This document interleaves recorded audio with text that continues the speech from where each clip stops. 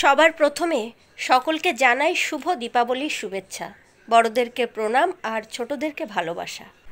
আমরা জানি কালী পুজো মানে বারাসাত, আর কালী পুজোতে বারাসাতে ঠাকুর দেখতে আসবো না, সেটা কি করে হয়?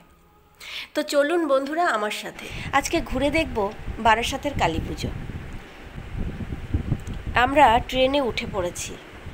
মা মেয়ে দুজনে গল্প করতে করতে আমরা পৌঁছে গেছি বারাসাত। বারাসাত নেমে আমরা ওভারব্রিজ ক্রস করে এপারে চলে এলাম। এবার প্রথমে যে মণ্ডপটিতে প্রবেশ করলাম, এটি ছিল ইউনাইটেড অ্যাসোসিয়েশনের পুজো। খুব সুন্দর, ছোটোর মধ্যে প্যান্ডেলটি করেছে, কিন্তু খুবই সুন্দর।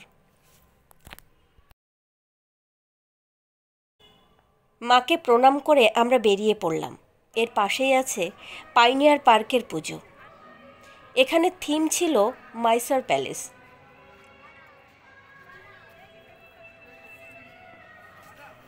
দেখুন মণ্ডপটি এত সুন্দরভাবে তৈরি হয়েছে, জলের উপর ছায়াটা পড়াতে মনে হচ্ছে যেন মণ্ডপটি ভাসমান অবস্থায় আছে। খুব সুন্দর।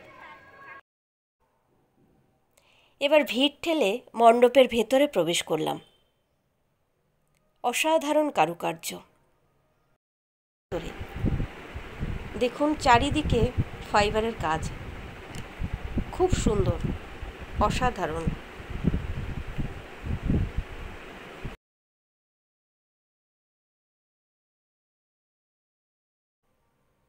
প্রতিমার মধ্যেও আছে কিন্তু বিশেষ চমক।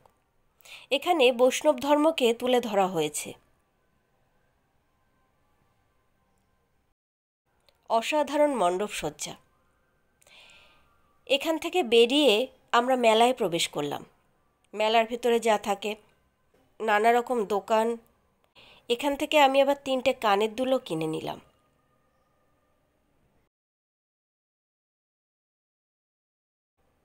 এবার আমরা চলে আসলাম কৃষ্ণনগর রোডে, রেজিমেন্ট ক্লাবে। এবার এদের থিম ছিল তিরুপতি মন্দির।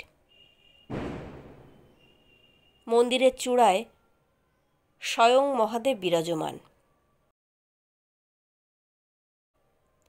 অসাধারণ মাতৃপ্রতিমা।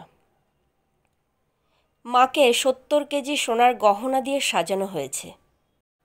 এরপরে আছে নবপল্লী অ্যাসোসিয়েশনের পুজো।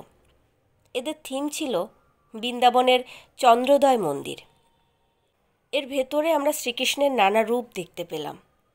অসাধারণ।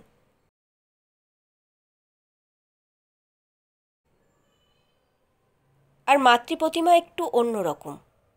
মায়ের মাথার উপরে আছে কালিয়া নাগ, আর তার উপরে শ্রীকৃষ্ণ বিরাজমান। অসাধারণ।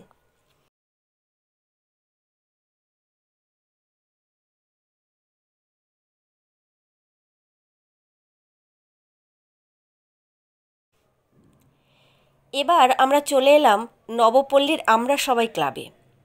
এটা ছিল সেরা মণ্ডপ। এদের এবারের থিম ছিল দ্বারকা নগরী। প্রবেশ পথের দুপাশে শ্রীকৃষ্ণ বিরাজমান। কি সুন্দরভাবে যে তৈরি হয়েছে মণ্ডপটি, অপূর্ব। দেখে মনে হচ্ছে আমরা সত্যি দ্বারকা নগরীতে পৌঁছে গেছি। শিল্পীর নিপুণ হাতের দক্ষতায় যেন সত্যি দ্বারকা নগরী গড়ে উঠেছে বারাসাতে।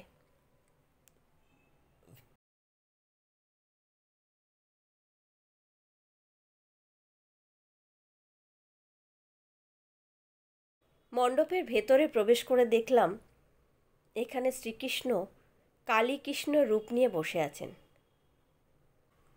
অর্ধেক কালী, অর্ধেক কৃষ্ণ। মণ্ডপের চারিপাশে বিভিন্ন মুনি ঋষিরা যেন মনে হচ্ছে ধ্যানে মগ্ন। অসাধারণ।